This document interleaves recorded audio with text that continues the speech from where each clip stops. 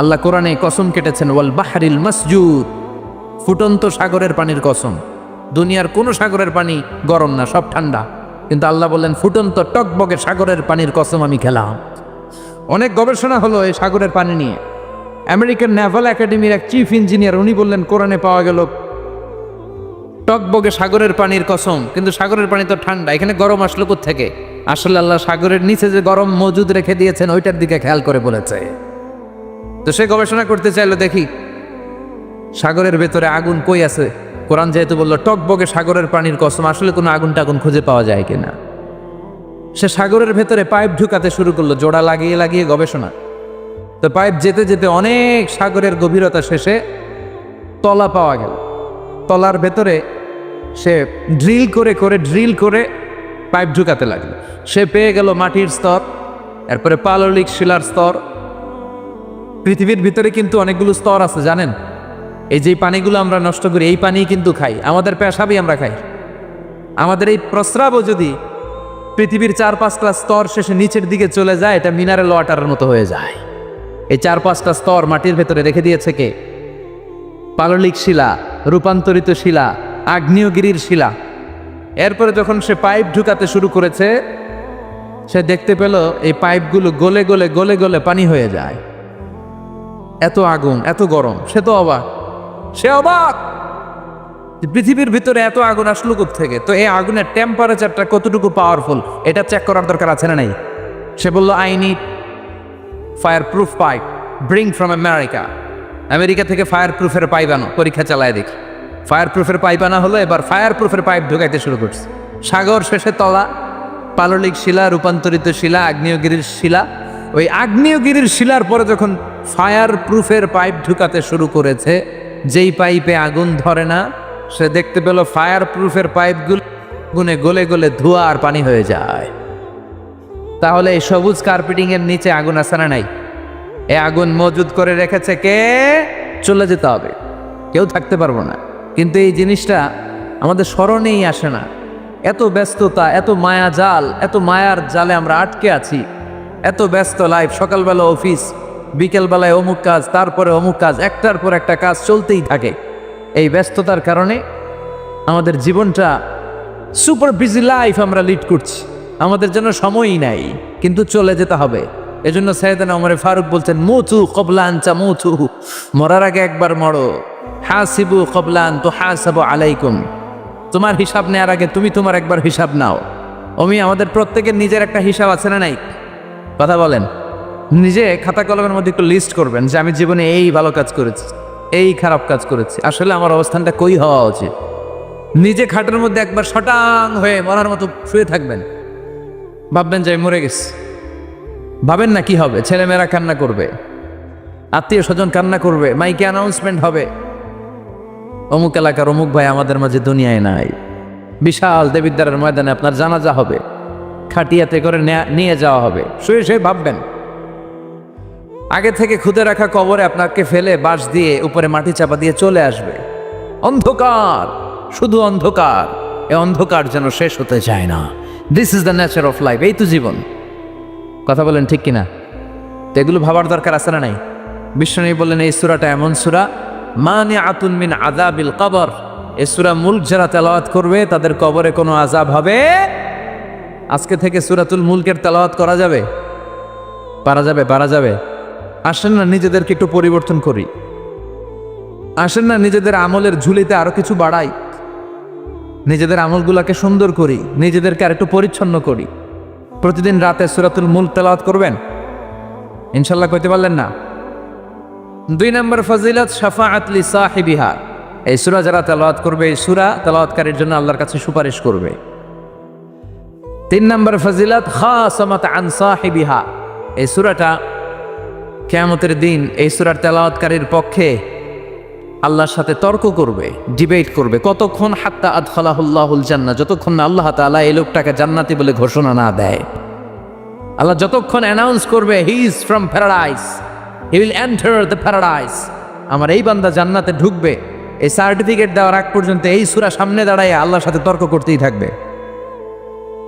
আবার বিশ্বনবী বলেন মান কারা বিহা ফি লাইলাতিন ফাকাদ আকসারা ওয়া আতাবা। রাত্রিবেলায় যেই ব্যক্তি এই সূরাটা তেলাওয়াত করবে তার রাত্রিটারে বরকতময় করে দিবে কে? এজন্য বিশ্বনবী বলতেন, আমি চাই আমার প্রতিটা উম্মতের হৃদয়ে এই সূরাটা গাথা থাক। আমার নবী চাইতেন আমাদের অন্তরে যেন এই সূরাটা মুখস্থ থাকে। আমরা চাই না? 30টা মাত্র আয়াত। কয় আয়াত? সবাই বলেন কয় আয়াত? প্রতিদিন এক আয়াত মুখস্থ করলে আমাদের পুরো সূরাটা মুখস্থ করতে লাগবে কয়দিন? 30 দিন। 1 মাসের চেষ্টায় সূরাটা মুখস্থ করা যাবে না? দেবিদ্বারের ভাইয়েরা, করা যাবে? আওয়াজ করে পড়েন ইনশাআল্লাহ।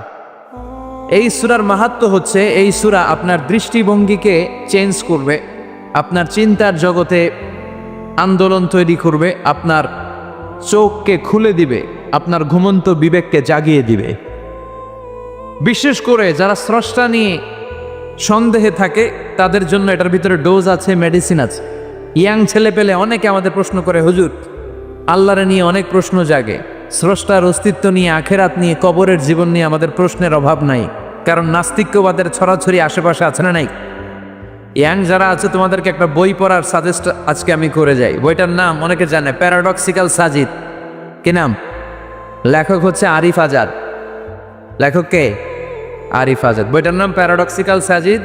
গত 21শে বই মেলায় এটা দ্য বেস্ট সেলার হয়েছিল, এজন্য নাস্তিকদের মাথা গরম। কথা বলেন। এই বছর সে আরেকটা বের করছে, প্যারাডক্সিক্যাল সাজিদ 2।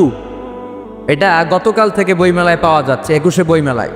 এই প্যারাডক্সিক্যাল সাজিদ 1, প্যারাডক্সিক্যাল সাজিদ 2 প্রতিটা যুবকের সাথে সাথে রাখার দরকার, ঠিক কিনা? It's an eye opener for you. এই সূরাটা আপনাদের জন্য আই ওপেনার, চোখ খুলে দিবে।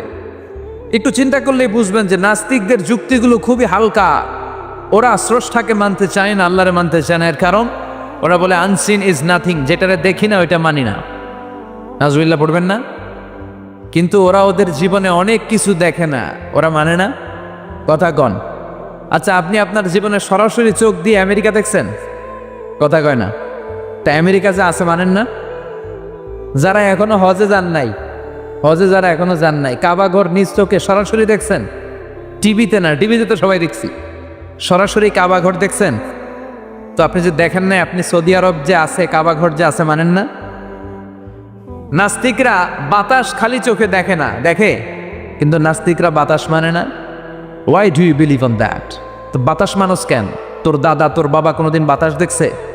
তুই তোর চোখ দিয়ে কোনোদিন বাতাস দেখেছিস? Do you see the air in the atmosphere? উত্তরে বলবেন no. So why do you believe on that? বাতাস বিশ্বাস করো কেন? Do you see the migraine pain when someone feel in his head? কেউ যখন মাথা ব্যথা অনুভব করে, বলে যে আমার মাথাটায় প্রচণ্ড ব্যথা। ওর যে মাথা ব্যথা দেখা যায়? কথা বলেন। ভাইজানের মাথা ব্যথা প্রচণ্ড দেখা যাচ্ছে? মাথা ব্যথা থাকলেও মাথার অবস্থা যা, না থাকলেও এটা দেখা যায় না। So why do you believe on that? মাথা ব্যথা দেখা যায় না তো বিশ্বাস করস কেন? এগুলো কপাল পড়া, এগুলো হচ্ছে নাম্বার 1 হাদারা মুল্লুক্কা পাঠা। এদের দলিলগুলো একেবারে নড়বড়ে। কুফানগরীতে এক নাস্তিক ছিল, সে বলে বেড়াতো আমি আল্লাহর দেখি না তাই মানি না। কুফানগরীর লোকজন বলে আমাদের এক ইমাম আছে নাম নু'মান ইবনু সাবেত, ওনার সাথে বসলে তুমি আল্লাহরে দেখতে পাবা। সে বলে তাই, তাহলে তোমাদের ইমামকে ডাকো।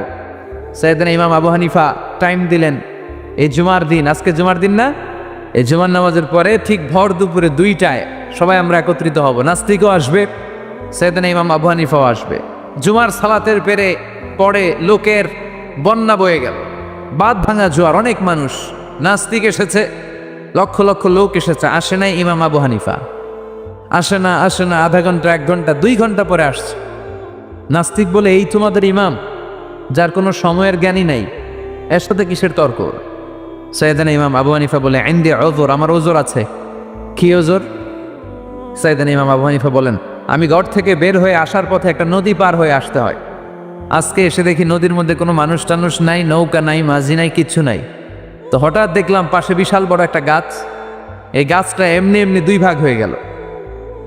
হঠাৎ গাছ থেকে এমনি এমনি লম্বা তক্তা হয়ে গেল, এমনি এমনি তক্তাগুলো জোড়া লেগে নৌকা হয়ে গেল।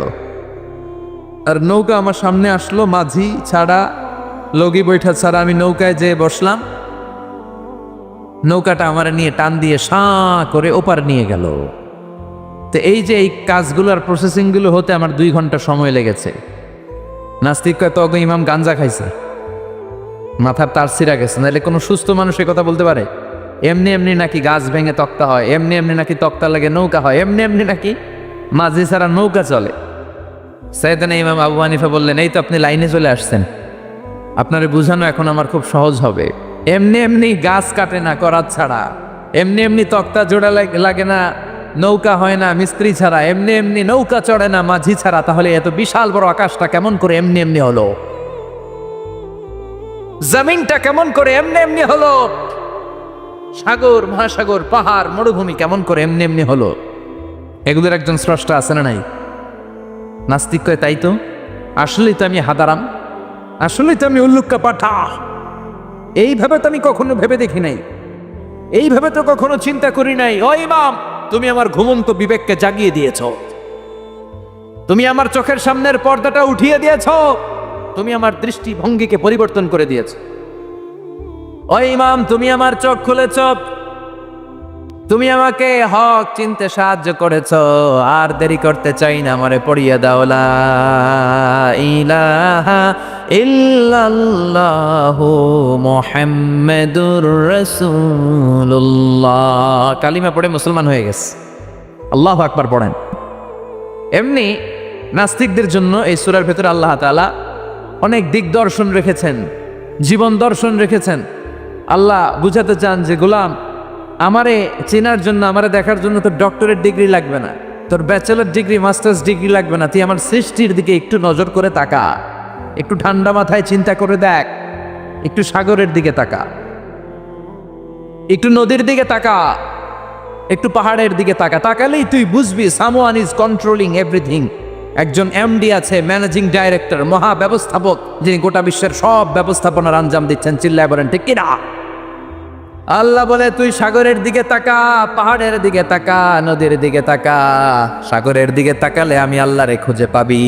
ঝর্ণার দিকে তাকা, ঝর্ণার মধ্যে আল্লাহর নিদর্শন আছে না নাই? ঝর্ণা ঝর্ণা ঝর্ণা রে, বলনা বলনা বলনা রে, কার বিরহে পাগল পড়া তুই, কার মিলনে ফুল ফসলে ভরারে তোর দুকুল ভই, কার মিলনে ফুল ফসলে ভরারে তোর দুকুল ভই। ঝর্ণা ঝর্ণা ঝর্ণা রে, বলনা বলনা বলনা রে, কার বিরহে পাগল পড়া তুই। সুবহানাল্লাহ পড়েন। ঝর্ণা দেখছেন কোনোদিন? হড়ে হড়ে দেখছেন? সিলেটে মাধবকুণ্ড জলপ্রপাত, আর কোথায়? সীতাকুণ্ড, আর কোথায়? রাঙ্গামাটি, আর শ্রীমঙ্গল। ঝর্ণা আছে না? এই ঝর্ণার দিকে তাকাবেন, ঝর্ণার ঝরঝর শব্দের আওয়াজগুলো বুঝার চেষ্টা করবেন। দেখবেন ঝর্ণা আপনাকে বলে দিবে যে আমার স্রষ্টা কে। আল্লাহর সৃষ্টির দিকে তাকালে আল্লাহরে পাওয়ার সুযোগ আছে না নাই? এই তথ্যগুলো, এই উপাত্তগুলো, এই মেসেজ আর ইনফরমেশনগুলো আল্লাহ তাআলা এই সূরার ভেতরে ভরে দিয়েছে। শুনতে রাজি আছেন? আওয়াজ করে বলেন তো সূরার নাম, আরো জোরে সবাই বলেন কি নাম? মুলক। মুলক মানে কি? মুলক মানে রাজত্ব, মুলক মানে ক্ষমতা, মুলক মানে পাওয়ার, মুলক মানে কিংডম, মুলক মানে সভরেইনটি, মুলক মানে অথরিটি কার? এজন্য রব্বুল আলামিন বলেন, তাবারাকাল্লাযী বিয়াদিহিল মুলকু ওয়া হুয়া আলা কুল্লি শাইইন কাদির। সুমহান সেই সত্তা যার হাতে ক্ষমতা, আর তিনি সকল কিছুই করতে ক্ষমতাবান, সবকিছুর উপর কর্তৃত্বশীল। চিল্লায় বলেন ঠিক কিনা? তাবারাকাল্লাযী, সুমহান তিনি, বিয়াদিহিল মুলক, যার হাতে ক্ষমতা। ক্ষমতা কার হাতে? নাকি প্রধানমন্ত্রীর হাতে, র্যাবের হাতে, পুলিশের হাতে, আমনেগো হাতে? আপনারা তো কোন ক্ষমতা সব আমগো হাতে। সকল ক্ষমতার উৎস কে? সকল ক্ষমতার উৎস আল্লাহ। কিন্তু আমরা বলে থাকি সকল ক্ষমতার উৎস জনগণ। এটা যুক্তিতে ঠিক না। কি ক্ষমতা আছে আমাদের? কি ক্ষমতা আছে? কোনো ক্ষমতা নাই। মানুষকে আল্লাহ তেমন কোনো ক্ষমতাই দেয় নাই। যেটা দিছে এটার ক্ষমতা বলা যায় না। চিল্লায় বলেন ঠিক। আসল ক্ষমতার মালিক হলেন আল্লাহ। আমাদেরকে তো আল্লাহ দুর্বল করে বানিয়েছেন। ওয়া খালাকাল ইনসানু দাঈফা, আমাদেরকে দুর্বল করে তৈরি করেছে কে? শুধু আমরাই দুর্বল না, আমি দুর্বল, আমার বাপ দুর্বল, আমার দাদা দুর্বল, আমার 14 গোষ্ঠী দুর্বল। আমরা দুর্বলের ঘরের চিল্লায় বলেন দুর্বলের ঘরের, সেই দুর্বলের ঘরের দুর্বল কয় আমরা সব ক্ষমতার উৎস। কি ক্ষমতা আছে আমার? আজকে মাহফিলের প্যান্ডেলের পেছন থেকে বলে, কেউ যদি বলে ওঠে হুজুর সাপ, কি বলে? সব দৌড়। আমি আমার নানা ঘরে লয়ে দৌড়, তুমি এদিকে দৌড়া, চাচা আপন প্রাণ বাঁচা। সাপ কথাটা তো মজা করে বললাম, এত অনেকে খুঁজতেছে আসলে কি সাপ। আর আসলেই যদি একটা anaconda, C snake, black mamba, king cobra, Python এসে ফট এ ফস করে যদি প্যান্ডেলে যে একটা ঢুকতো, পাওয়া যেত কাউরে? কথা কন। তো এই হচ্ছে আমাদের ক্ষমতা। সাপ বাদ দেন, বাবা ব্যাং চিনেন? চিনেন না? না, দেবিদ্দারে তো বাবা ব্যাং নাই। কি করে? খালি লাফায়। 10টা বাবা ব্যাং, 2টা এই স্টেজে আর বাকি 8টা প্যান্ডেলে যদি ছেড়ে দেওয়া হয়, বাবা ব্যাং আর কি লাভ দিবে? এর চেয়ে বড় লাভ দিবেন আপনারা। বাবা ব্যাঙের চেয়ে বড় লাভ দিয়ে আমরা দৌড়াইতে শুরু করব। কত অসহায় আমরা, কত দুর্বল। বল্লা পোকা, মৌমাছি আমাদেরকে কামড় দিয়ে উড়াল দেয়, এটারে ধরে যে মারমু এটাও পারি না। কুত্তায় আম করে কামড়াইলে আমরা কুত্তারে কামড়াইতেও পারি না। কি অসহায়। পিঁপড়া কামড় দিলে আমরা কিছু করতে পারি না। কানের ভিতরে যদি কারো পিঁপড়া ঢুকে থাকে বুঝবেন সে মজাটা কি। আহা, হ্যাঁ, বাঁচার কোনো সুযোগ নাই, কোনো ক্ষমতাই নাই। এরপরও আমরা বলি সব ক্ষমতার মালিক আমি। দেখবেন যাদের ডায়রিয়া হয় আর 5-7 বার টয়লেটে গেছে, এর চেহারার দিকে তাকানো যায় না। বৈশা গেছে, বৈশা যান।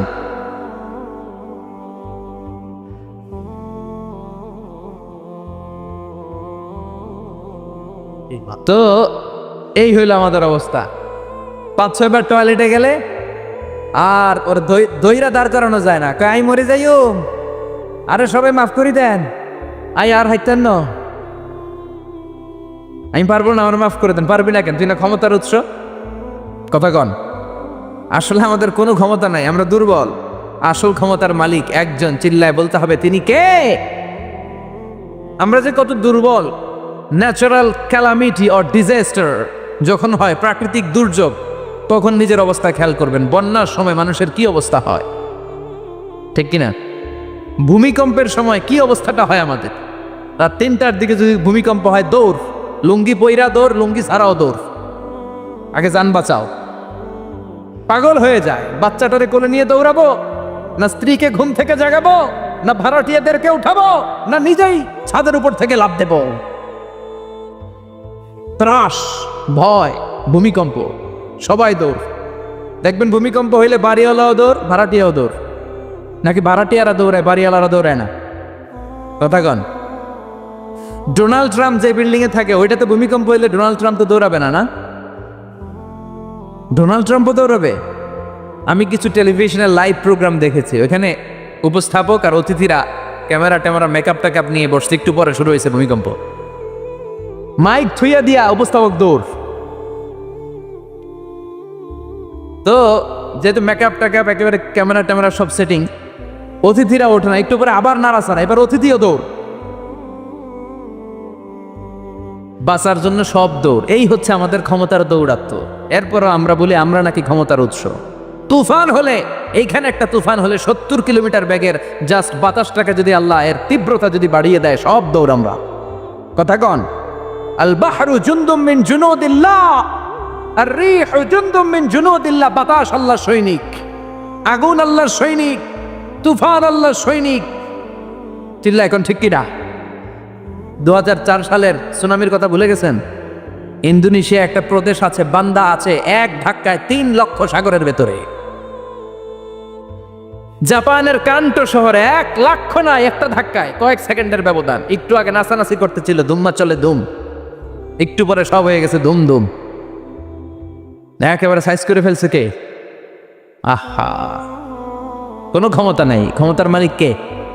এজন্য রাব্বুল আলামিন বলেন, তাবারাকাল্লাযী বিয়াদিহিল মুলকু ওয়া হুয়া আলা কুল্লি শাইইন কাদির। সুমহান সেই সত্তা যার হাতে ক্ষমতা। ক্ষমতা কার হাতে? কক্সবাজারে দেখবেন একটা দ্বীপ আছে, একমাত্র দ্বীপ যেটাতে পাহাড় আছে, নাম মহেশখালী। ওইখানে বৌদ্ধদের স্বর্ণ মন্দির আছে। ওখানে তুফান টুফান শুরু হইলে বৌদ্ধরাও জিকির করা শুরু করে দেয় আল্লাহর। সুবহানাল্লাহ কবেন না? তুফানে পড়লে দেখবেন হিন্দু বৌদ্ধ আস্তিক নাস্তিক সবাই জিকির করে একজনের, চিল্লায় বলেন তিনি কে? আমরা মাঝে মাঝে আমাদের প্রোগ্রাম স্কেজিউল এত টাইট থাকে, মাঝে মাঝে আমরা প্লেনে হেলিকপ্টারে এক জেলা থেকে আরেক জেলায় যাই বাধ্য হয়ে। সিলেটে প্রোগ্রাম, কক্সবাজারে প্রোগ্রাম, ওই অমুক জায়গায় প্রোগ্রাম, তো ফ্লাইট ধরা লাগে। তো আমরা আভ্যন্তরীণ ফ্লাইটে চড়ে চড়ে আমরা যাই। তো আমরা যখন যাই ওখানে কিছু এয়ার হোস্টেস থাকে বিমানের ভেতরে, এদেরকে বলে বিমানবালা। খুব সুন্দরী স্মার্ট নারীদেরকে তারা রিক্রুট করে, নিয়োগ দেয়। এদের যদি 3-4টা সন্তান হয়ে যায় এদেরকে আবার চাকরিতে রাখে না। সৌন্দর্যটাই যাদের পুঁজি। তারা লিপস্টিক মেখে, পারফিউম মেখে, মেকআপ করে, ভেরি বিউটিফুল লেডি। ওরা আসে, এসে আমাদেরকে খাবার টাবার দেয়, ইনস্ট্রাকশন দেয়। তো বিমানটা, আভ্যন্তরীণ বিমানগুলো বাংলাদেশের ভেতরে যেগুলো চলে এগুলো 14 থেকে 15,000 ফিট উপরে ওঠে। তো বিমানটা প্রথমে রানওয়েতে ট্যাক্সি করে, মানে বিমান যখন মাটিতে চলে এটাকে বলে ট্যাক্সি। কি বলে? ট্যাক্সি ছেড়ে যখন উপরে ওঠে এটারে বলে টেক অফ। কি বলে? তো এটা যখন বিমানটা যখন টেক অফ করবে তখন দেখলাম এই এয়ার হোস্টেসগুলো, যেগুলোর পর্দা নাই, হেজাব নাই, শালীনতা নাই, মাইক্রোফোন হাতে নিয়ে ঘোষণা দিচ্ছে, ভদ্র মহিলা এবং ভদ্র মহোদয়গণ, আপনারা আপনাদের সিট বেল্টগুলো বেঁধে নিন। এখনই আমাদের উড়োজাহাজটি শাহজালাল আন্তর্জাতিক বিমানবন্দর থেকে শাহ আমানত বিমানবন্দরের উদ্দেশ্যে 15,000 ফিট দিয়ে উড়ে যাবে। এরপরে পড়তে শুরু করে আল্লাহু আকবার, আল্লাহু আকবার, আল্লাহু আকবার। তো আমি উল্টা ঘুরে তাকাইলাম, কি রে এই মাইয়া আল্লাহু আকবার কয় কেমনে? গুইরা দেখি হাতের মধ্যে এরকম কাগজ, এই কাগজ থেকে দেখে দেখে পড়তেছে। উচ্চারণ কিন্তু আমগো না, পড়তেছে আল্লাহু আকবার, আল্লাহু আকবার, আল্লাহু আকবার, সুবহানাল্লাযী সাখখারা লানা হাযা। পুরো দোয়াটাই পড়ছে, ওমা কুন্না লাহু মুকরিনিন ওয়া ইন্না ইলা রাব্বিনা লামুনকালিবুন। তো আমি হিসাব মিলালাম, ঘটনা কি? লিপস্টিক, মেকআপ, সুটেড, বুটেড, পারফিউম মাখা, হিপ হপ স্টাইলের মেয়ে, এরা আল্লাহু আকবার পড়ে কেন? তো তখনই খেয়াল করে দেখলাম যে বিমানটা এখন ছাড়ছে, জমিন ছেড়ে দিয়ে 15,000 ফিট উপরে যাচ্ছে। ওরা খুব ভালো করেই টের পায় এই 15,000 ফিট উপরে যখন বিমান থাকবে ওরে বাঁচানোর কেউ নাই, ওকে রক্ষা করার কেউ নাই। তখন ওর কোনো পাওয়ার নাই, কোনো ক্ষমতা নাই, চিল্লায় বলেন ঠিক কিনা? তখন কোনো সিকিউরিটি নাই। আহা, কি দুর্বল মানুষ। বিমান বাঁকা হয়ে গেলে সবাই চিল্লায় বাঁচাও। যদি জিজ্ঞেস করেন কে বাঁচাবে, বলবে হুজুর আপনি বাঁচান। আছে না নাই? দুর্বল। আসল ক্ষমতার মালিক হলো একজন, চিৎকার করে বলতে হবে তিনি কে। এজন্য রব্বুল আলামিন বলেন তাবারাকাল্লাযী বিয়াদিহিল মুলকু ওয়া হুয়া আলা কুল্লি শাইইন কাদির। সুমহান সেই সত্তা যার হাতে ক্ষমতা, ক্ষমতা কার হাতে? আমাদেরকে আল্লাহ ক্ষমতা দিয়েছেন, ঠিক, এটা সাময়িক, লিমিটেড, তবে আনলিমিটেড ক্ষমতার মালিক কে? এই যে আমাদের মাননীয় প্রধানমন্ত্রী শেখ হাসিনা নতুন টার্মের জন্য আসছে না? কয় বছর? 5 বছর। কোন দেশে আসে 10 বছর, কোন দেশে 15 বছর। তো এই যে আল্লাহ ক্ষমতার চেয়ারে বসা, আল্লাহ আসছে কয় বছরের মেয়াদে? কথা বলেন। 50 বছর, 100? হ্যাঁ, কয়দিন থাকবে উনি? আজীবন। রব্বুল আলামিন বলেন হুয়াল আউয়ালু ওয়াল আখিরু ওয়াল যাহিরু ওয়াল বাতিন ওয়া হুয়া বিকুল্লি শাইইন আলিম। আল্লাহ বলে আমি প্রথম, আমার আগে কেউ নাই, ঠিক কি না? ওয়াল আউয়ালু ওয়াল আখির, আমি শেষ, আমার পরে কেউ নেই।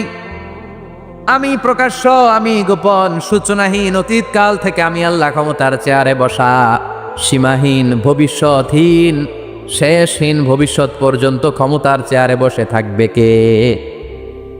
আল্লাহ বললেন আমি প্রথম, আমি শেষ। প্রথমে কে? চিল্লায় বলেন, প্রথমে কে? শেষে কে?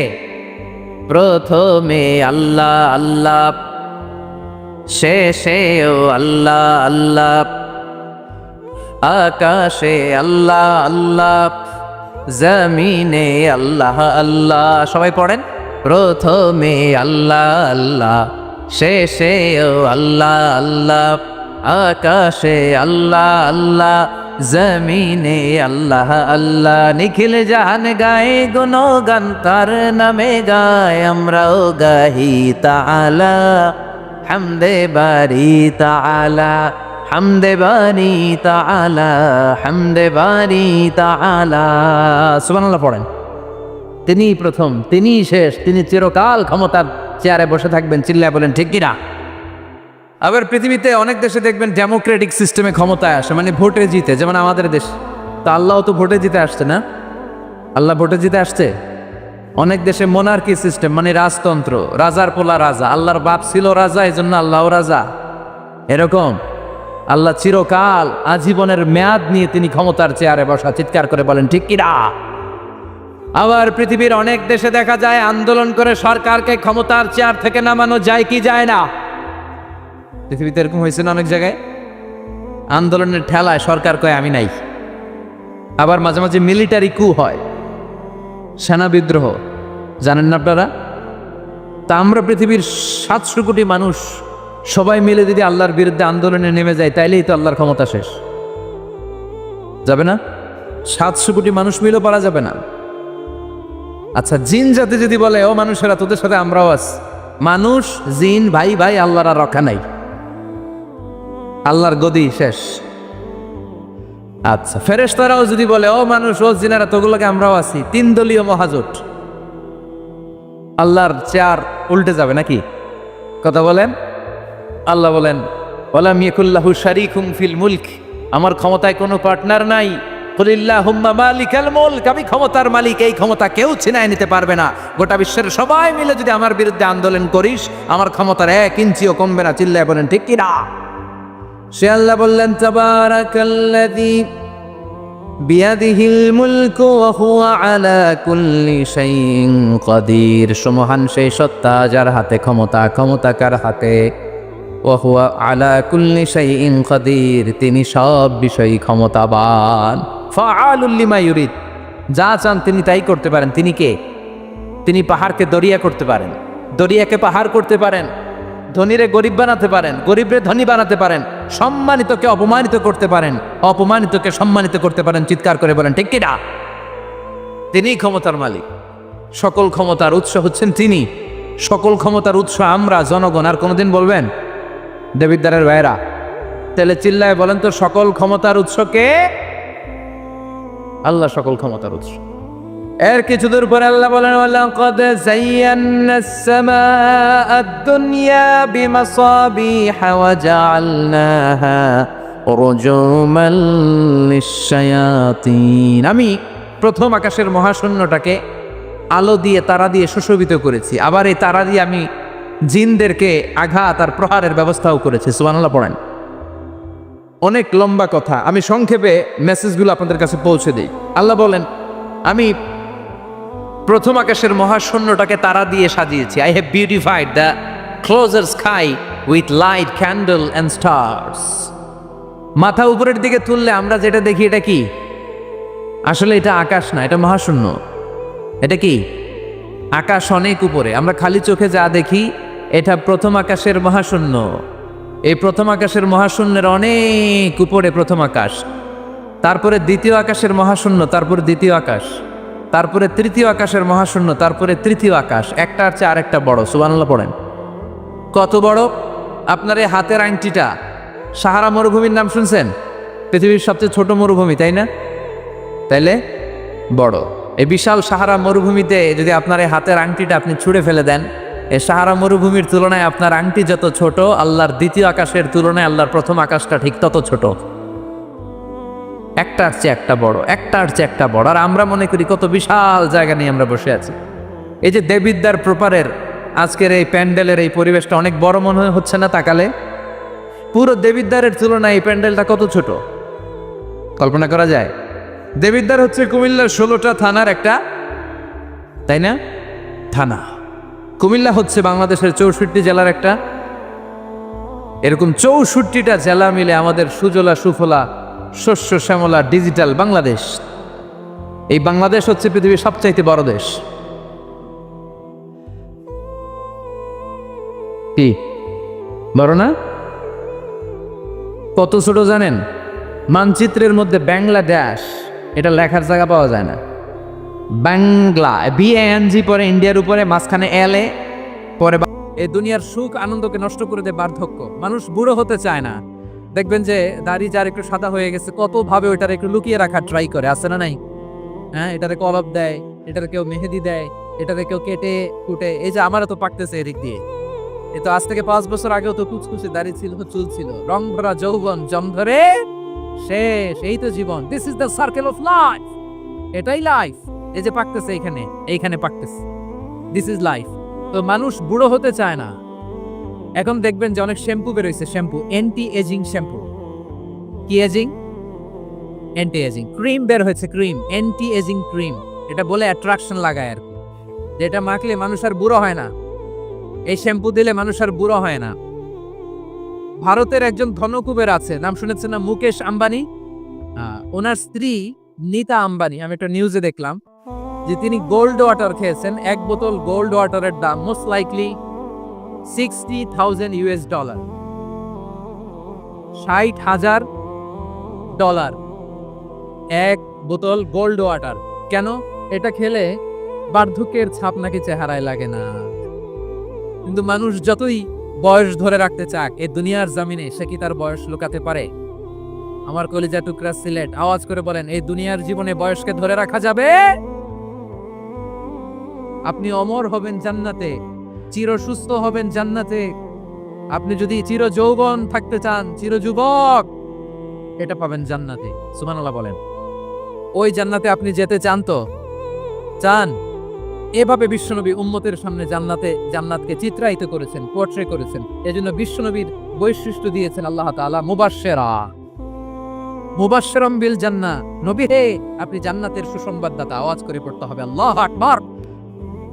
এজন্য আল্লাহ বলেন, ইয়া আইয়ুহান নাবিয়্যু ইন্না আরসালনাকা শাহিদা। ও নবী, আপনারে আমি সাক্ষ্যদাতা করে পাঠালাম, সাক্ষ্যদাতা করে পাঠালাম। মুবাশশিরা, শাহিদান ওয়া মুবাশশিরা, আপনারে আমি জান্নাতের সুসংবাদদাতা করে পাঠালাম। 3 নম্বরে হলো নাদিরা, আপনাকে আমি জাহান্নামের সতর্ককারী রূপে প্রেরণ করলাম। পড়েন সুবহানাল্লাহ। আমার প্রিয় বন্ধুরা, বলেন তো আল্লাহ বিশ্বনবী কয়টা বৈশিষ্ট্যের কথা এখানে উল্লেখ করেছেন? এই যে মাশাআল্লাহ, আওয়াজ করে বলতে হবে কয়টা? 5টা। 1 নম্বরে শাহিদান, সাক্ষ্যদাতা। 2 নম্বরে মুবাশশিরা, সুসংবাদদাতা। 3 নম্বরে আমরা আছি নাযীরা, তিনি হলেন সতর্ককারী। সতর্ককারী, দ্য ওয়ার্নার, ওয়ার্নিং দিতে তিনি এসেছেন। হি ওয়াজ দ্য ওয়ার্নার, সতর্ক করতে, সাবধান বাণী দিতে তিনি এই জমিনে এসেছেন। ঠিক কিনা বলেন? এই সিলেট, ওকে, বিদায় নেই, আমি চলে গেলাম। যা তোমরা দেখালা, it's good enough for tonight. Okay, খালাস, হবে না। এই ধাক্কা আসে কি করে? এখান থেকে ধাক্কা আসে কিভাবে?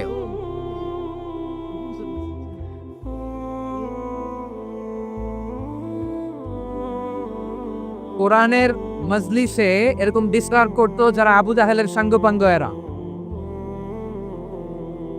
কোরআনের মজলিসে ডিস্টার্ব করতো উতবা, শাইবা, ওয়ালিদ ইবনে মুগিরার সাঙ্গপাঙ্গরা।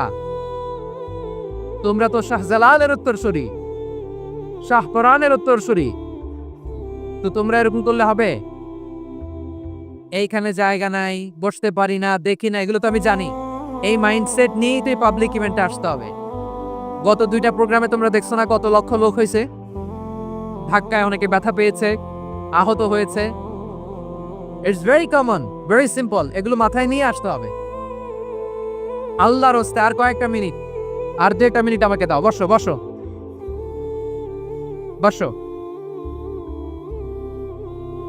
জবের ভাই, মোনাজাত করে দিই নাকি?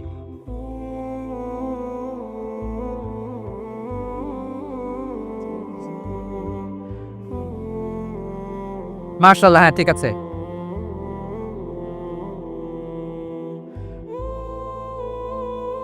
আসা যাবে না সামনে, একটু বসো, মেহেরবানি করে। মাশাআল্লাহ, হ্যাঁ ঠিক আছে। এই তো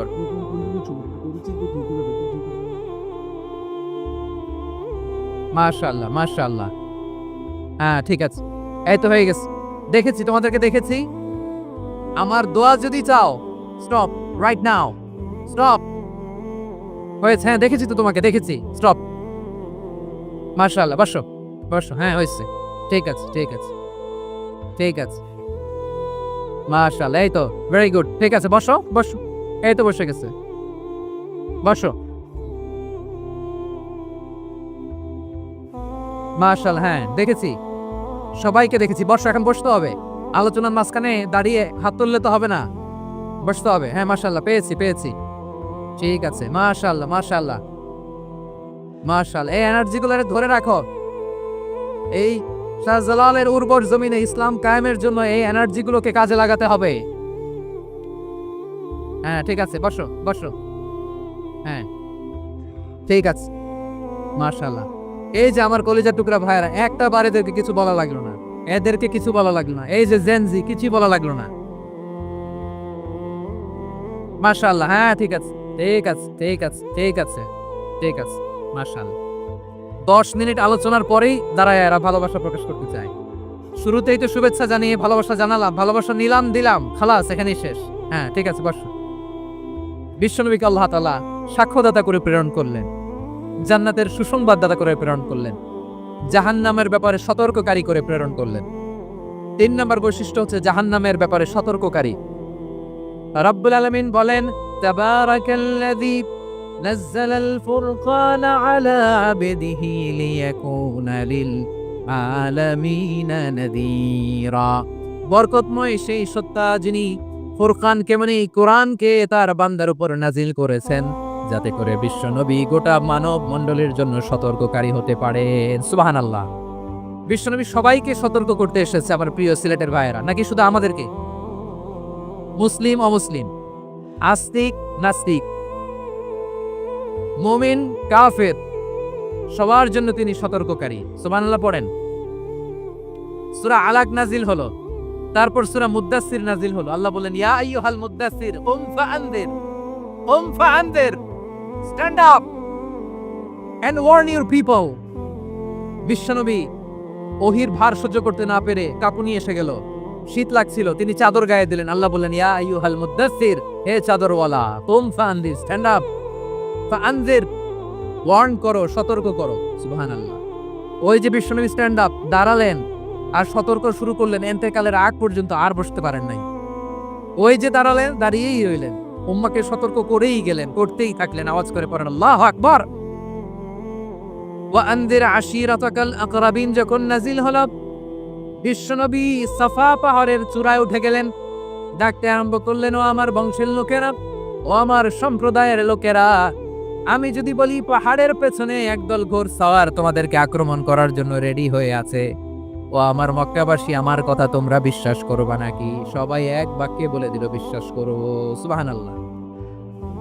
ও আমার মক্কাবাসী, আমি যদি বলি পাহাড়ের পেছনে একদল ব্যাটালিয়ন তোমাদেরকে অ্যাটাক করবে, আমি বললে বিশ্বাস করবা?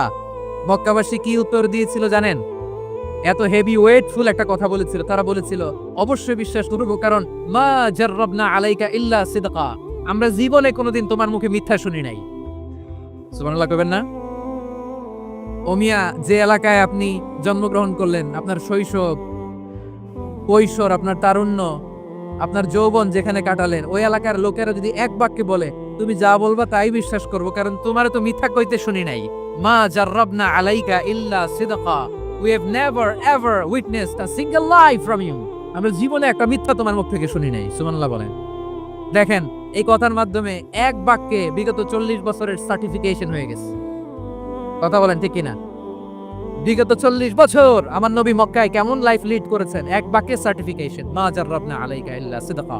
তখন বিশ্বনবী বললেন, ফা ইন্নী নাযীরুল লাকুম বাইনা ইয়াদাই আযাবিন শাদীদ, যদি আমার কথা বিশ্বাস করো তাহলে জেনে রাখো, যদি মূর্তি পূজা আর এই শিরকি কর্মকাণ্ড ছেড়ে না দিয়ে এক আল্লাহর পথে ফিরে না আসো, কঠিন আযাব তোমাদের জন্য অপেক্ষা করছে। আওয়াজ করে পড়েন আল্লাহু আকবার।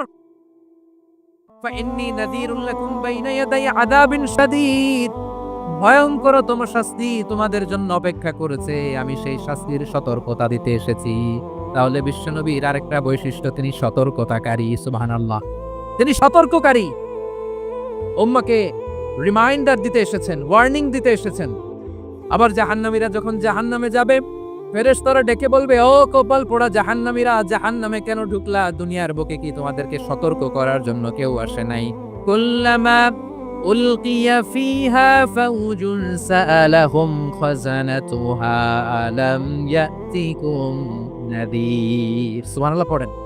আলাম ইয়াতিকুম নাযীর, কোন সতর্ককারী আসে নাই? বিশ্বনবী নাযীর হয়ে সতর্ককারী হয়ে পৃথিবীতে আসলেন। তিনি জাহান্নামের ব্যাপারে উম্মাহকে সতর্ক করেছেন। জান্নাতকে যেমনি তিনি চমকপ্রদভাবে উম্মার সামনে পোর্ট্রে করেছেন, চিত্রায়িত করেছেন, ঠিক অনুরূপভাবে ভয়ঙ্কর জাহান্নামকেও তিনি এই উম্মার সামনে পোর্ট্রে করেছেন। জাহান্নামকে কিভাবে বিশ্বনবী উম্মার সামনে পোর্ট্রে করলেন, চিত্রায়িত করলেন, শুনতে মনে চায়? সিলেটবাসী শুনতে মনে চায়? জান্নাতের কথা শুনে যেমনি জান্নাতে যাওয়ার ব্যাপারে আপনারা আগ্রহী হয়েছেন, জান্নাতের নাজ নেয়ামতের কথা শুনে, জান্নাতের ফিচার শুনে যেমনি জান্নাতে যাওয়ার ব্যাপারে আমরা উদ্বেলিত হয়েছি, উচ্ছ্বসিত হয়েছি, জাহান্নামের কথা শুনলে কিন্তু আমাদের কলিজা কেঁপে উঠবে। কিভাবে বিশ্বনবী পোর্ট্রে করলেন? বিশ্বনবী বলেন, নারুকুম হাযিহিল্লাতী ইউকিদু ইবনু আদম জুজউন মিন ৭০ জুজআন মিন হাররি জাহান্নাম। ও আমার উম্মতেরা, তোমরা যে রান্নাঘরে যে আগুন দিয়ে রান্না করো, তোমরা কি ভেবেছো জাহান্নামের আগুন ওই রান্নাঘরের আগুনের মতো না? আপনারা কিচেনে যে রান্না করেন, এই রান্নাঘরের আগুন আর জাহান্নামের আগুন তো একই না? সিলেটের ভাইরা বুঝে থাকলে উত্তর দেন। কিচেনের রান্নাঘরের আগুন আর জাহান্নামের আগুন এক না? একরকম? বিশ্বনবী বলেন, জুজউন মিন ৭০ জুজআন মিন হাররি জাহান্নাম। জাহান্নামের আগুন দুনিয়ার আগুনের চেয়ে কমপক্ষে ৭০ গুণ বেশি তেজওয়ালা। জাহান্নামের আগুনকে আল্লাহ নাম দিয়েছেন নারুল্লাহ। এটা আল্লাহর আগুন, নারুল্লাহিল মুকাদা আল্লাতী তাত্তালিউ আলাল আফিদা, যেটা কলিজার মধ্যে যে ধরে যায়।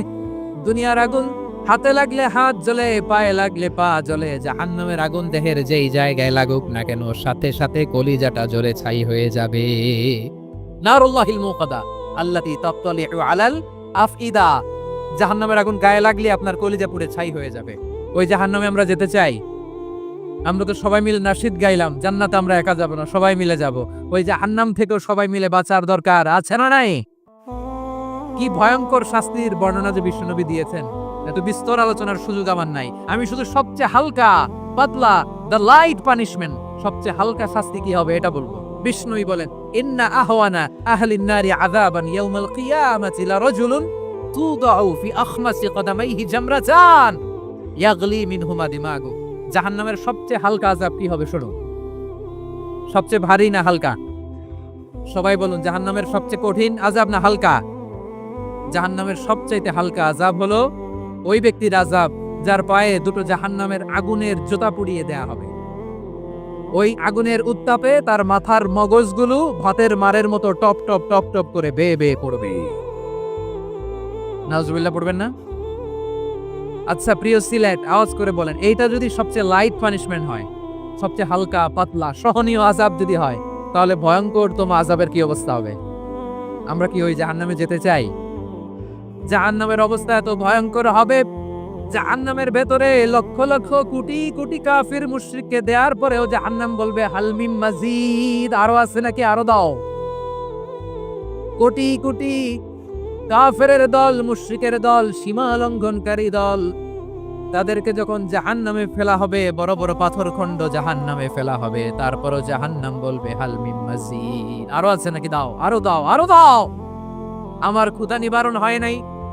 জাহান্নামে তো উত্তপ্ত হবে, জ্বলন্ত হবে, ভয়ঙ্কর হবে। জাহান্নামের এক অংশ আরেক অংশকে খেয়ে ফেলবে। আল্লাহু আকবার। ফেরেশতারাও টালমাটাল হয়ে যাবে। জাহান্নামের রক্ষী ফেরেশতারা কি করবে তারা নিজেরাও বুঝতে পারবে না।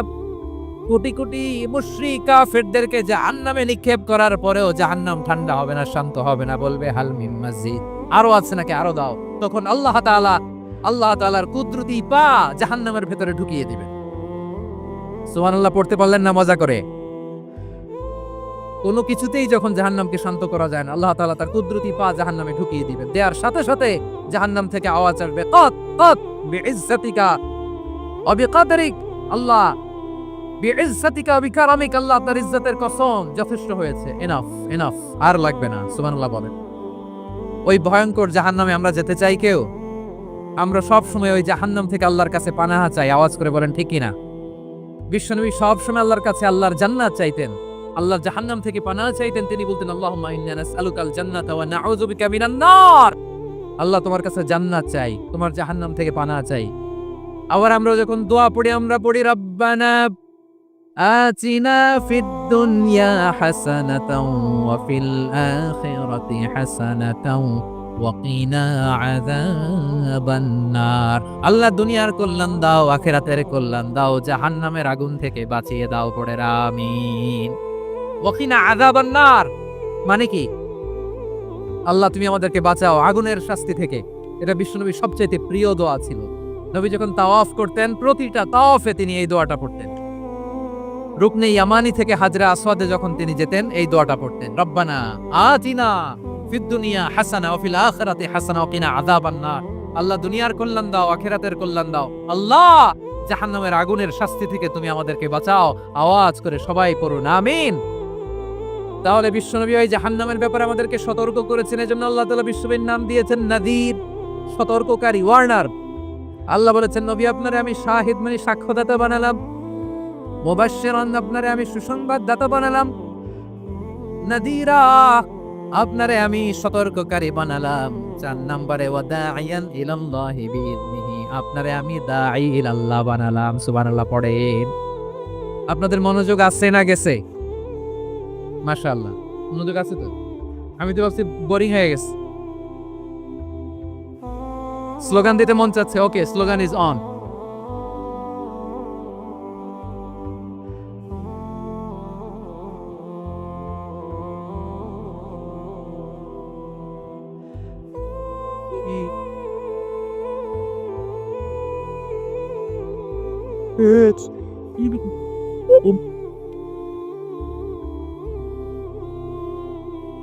Yes, Adi. Alhamdulillah.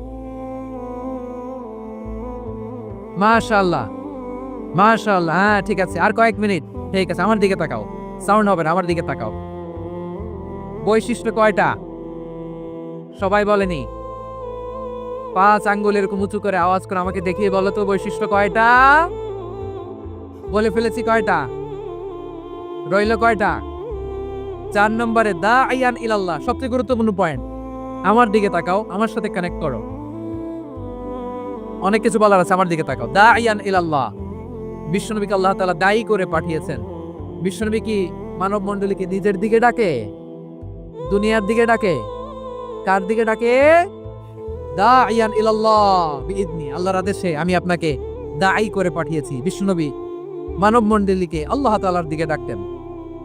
আল্লাহ তাআলা বলেন, ومن أحسن قولا ممن دعا إلى الله وعمل صالحا وقال إنني من المسلمين। তার চাইতে ভালো কথা, শ্রেষ্ঠ কথা, কল্যাণকর কথা আর কার হতে পারে যে মানুষকে আল্লাহর দিকে ডাকে, সৎ কর্ম করে আর বলে আমি হলাম মুসলমান। সুবহানাল্লাহ বলেন।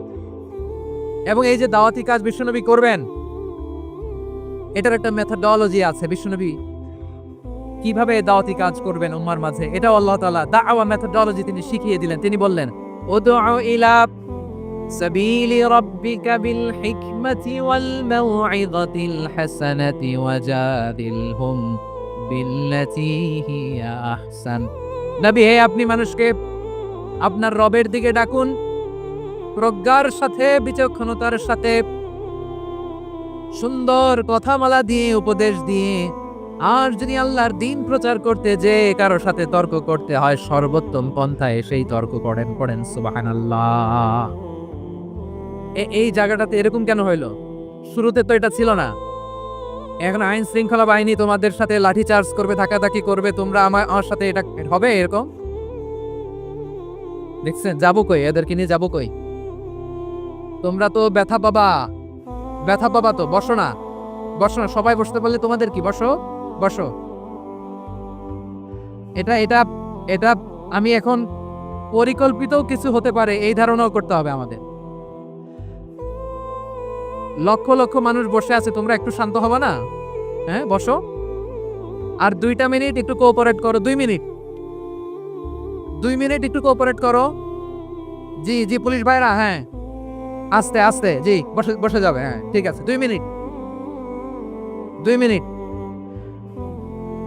এই বিভাগে আমার আর আসা হবে না, আমি একবারই তো আসলাম।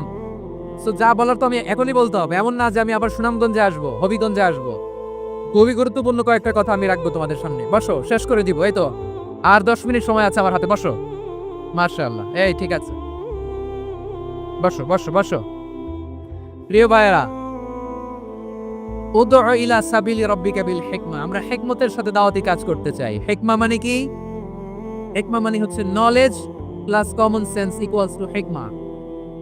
আল্লাহর দেয়া কোরআন সুন্নাহ এবং আপনার কমন সেন্স দুইটাকে একসাথে মিক্স করলে এটা প্রজ্ঞা হিসেবে রিফ্লেক্ট করে। শুধু কোরআনের আয়াত মুখস্থ করলেই হবে না, হাদিস মুখস্থ করলেই হবে না, এটা কিভাবে উপস্থাপন করতে হবে সেটাও জানার দরকার আছে না নাই? কি বলতে হয়, কতটুকু বলতে হয় সেটাও জানার দরকার আছে না নাই? সেটার নাম হচ্ছে হিকমা, প্রজ্ঞা। এই প্রজ্ঞার সাথে বিচক্ষণতার সাথে আমাদেরকে দাওয়াতি কাজ করতে হবে। বিষ্ণু ইসলামের দাওয়াতি কাজের পন্থা দুই একটা শেয়ার করে আলোচনার ইতি টানবো ইনশাআল্লাহ। হ্যাঁ, পেয়েছি। আর হাত দেখানো লাগবে না, বসো। আমি মেহেরবানি করে ড্রোন কভারেজ আপাতত বন্ধ করতে বলবো, আপাতত সরিয়ে ফেলেন। ড্রোন দেখলে সবাই হাত দেখায়। হ্যাঁ, চলে যাক, আমার দিকে তাকান। মাশাআল্লাহ, এই তো ঠান্ডা হয়ে গেছে। হ্যাঁ, এদিকে তাকাও। আমার প্রিয় ভাইরা,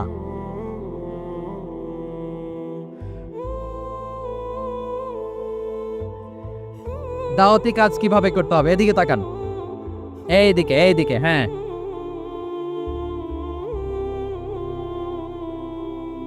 এইদিকে তাকান, এইদিকে। ঠিক আছে, দাওয়াত দিতে হবে গ্রাজুয়ালি। তাকিয়েছেন আমার দিকে, তাকিয়েছেন সবাই? মাশাআল্লাহ, ভেরি নাইস অডিয়েন্স, মাশাআল্লাহ। গ্রাজুয়ালি দাওয়াত দিতে হবে, একবারে সব না। অনেকে নতুন দিনে ফিরে আসে,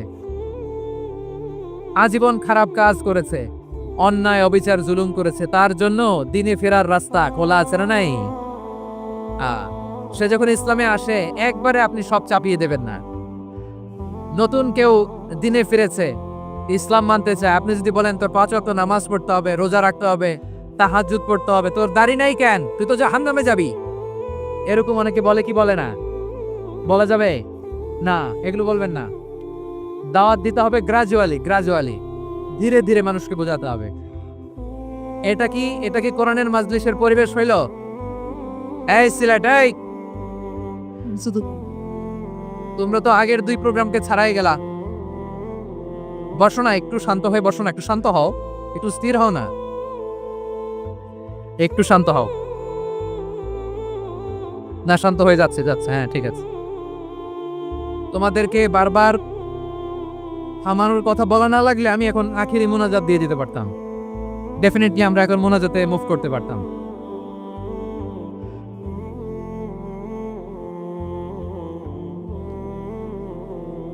Bugün de mi gireceksin?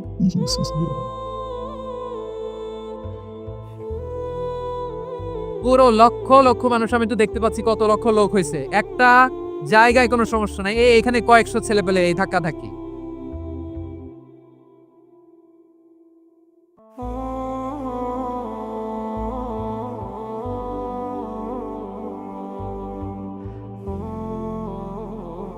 না নিজে শুনতে পারতেছো, না অন্যকে শুনতে দিচ্ছ, না আমাকে বলতে দিচ্ছ। কি করতেছো তোমরা, এগুলো কি করতেছো? একটু শান্ত হও না, শেষ করে দিচ্ছি, শান্ত হও। হ্যাঁ, মাশাআল্লাহ, এই তো শান্ত হচ্ছে। বসো।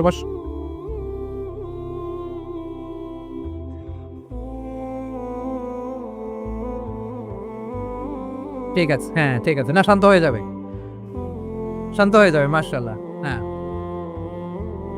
অথবা যে যেভাবে আছো দাঁড়িয়েও তো আমরা ওয়াজ শুনি, তাই না? দেখা লাগবে, এটা জরুরি। আরে মোবাইলের মধ্যে তো নাম লিখে সার্চ দিলেই সবাই দেখা যায়, ঠিক কি না?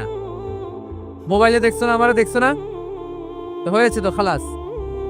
বসার জায়গা পেলে বসো, না পেলে দাঁড়াও, দাঁড়িয়ে শোনো। হ্যাঁ, থাকো, এইভাবে থাকো, খালাস। কয়েক মিনিট একটু থাকো। আলহামদুলিল্লাহ, হ্যাঁ, অনেক শান্ত হয়েছে। না মাশাআল্লাহ, হ্যাঁ, পরিবেশ অনেক সুন্দর হয়েছে এখন। ঠিক আছে, আইন শৃঙ্খলা বাহিনীর ভাইরা, এই যে পুলিশ ভাইরা, আর কিছু বলার দরকার নেই। আমার দিকে সবাই, আমার দিকে। পুলিশ ভাইরা, এনাফ। হ্যাঁ, ঠিক আছে। একবারে ইসলামের সব মানুষ মানতে পারে না। আপনারা কি জানেন মদের হারাম হওয়ার বিধান একবারে আসে নাই। প্রথমে বলা হয়েছে মদে কিছু উপকারও আছে, ক্ষতিও আছে, তবে উপকারের চেয়ে ক্ষতি বেশি। সাহাবারা সাবধান হয়ে গেল। এরপর বিধান নাজিল হলো, তোমরা নামাজে যাওয়ার আগে মদ খেও না। 5 বেলা সাহাবারা আর মদের কাছেও যেতেন না, আরো সাবধান হয়ে গেল। সব শেষে ইন্নামাল খামরু ওয়াল মাইসিরু ওয়াল আনসাবু ওয়াল আজলামু রিজসুম মিন আমালিশ শাইতান ফাজতানিবু। মদ, জুয়া এগুলো শয়তানের কাজ, এগুলো থেকে বিরত থাকো। সবাই মদ খাওয়া থেকে একেবারে বিরত রইল। মদের মটকা হাড়ি ভেঙে সবাই মদিনার রাস্তায় ঢেলে দিল। মদের পানিতে পুরো মদিনার অলি গলি সয়লাব হয়ে গেল। বলেন সুবহানাল্লাহ। তাহলে মদ কি একবারে হারাম হয়েছে? প্রিয় সিলেট, আওয়াজ করে বলেন, মদের বিধান, হারাম হওয়ার বিধান এটিকে একবারে হয়েছে? কেউ যদি ইসলাম মানতে চায়, একবারে তাকে সবকিছু চাপিয়ে দেয়া যাবে না। আমাদের কাছে অনেকে আসে, আইসা বলে, হুজুর আমার মেয়েটা পর্দা করে না, হুজুর পর্দা করে না, ওর জন্য দোয়া করেন। তা আমি বলি বয়স কত? বলে 22। তো 22 বছর বয়সে আগে কি করছেন? আগে পর্দা করাইছেন? না, করাই নাই। তো এখন তো আর হবে না। এখন তাকে আস্তে আস্তে বুঝান যে মা শালীন পোশাক পরো, একটু শালীন, যেমন আছো তেমনই থাকো, শালীন পোশাক। শালীনে অভ্যস্ত হলে বুঝান, মারে একটু মাথায় কাপড় দাও, একটু হিজাব করো। ওইটাতে অভ্যস্ত হয়ে গেলে এরপরে তাকে নেকাবের দিকে আপনি আহ্বান করেন। ওইটাতে অভ্যস্ত হয়ে গেলে হাত মোজা, পা মোজা যদি করতে চায়, এইভাবে গ্রাজুয়ালি